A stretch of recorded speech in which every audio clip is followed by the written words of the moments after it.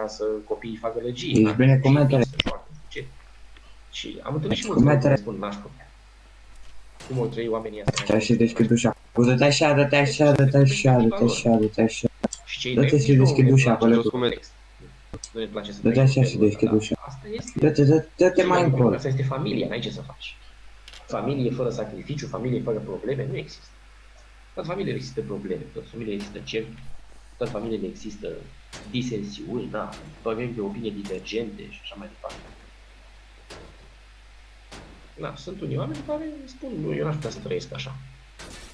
Sau n-aș putea să mă dedic lui Dumnezeu întru totul așa. Acum știu de ce întrebați lucrul ăsta. Hai, colegul, dă-l morții, lasă-le. Această concepție populară, din păcate, și știu de bine, că la mănăstire se duc săraci numai ăia pe care au bătut soarta. Ăia care au fost orfani, ăia care n-au o mână, un picior, cine știe, Fă-te în gură. ăia care sunt nebuni cu acte și tot felul de oameni de genul ăsta care n-au nicio șansă în viață și atunci au și ei să facă lucrul ăsta. Nu e deloc așa. Uite că sunt unii oameni care, cum am zis de clubul respectiv, bine, el a renunțat la doctorat.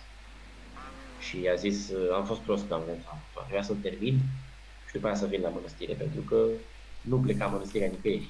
Aici e.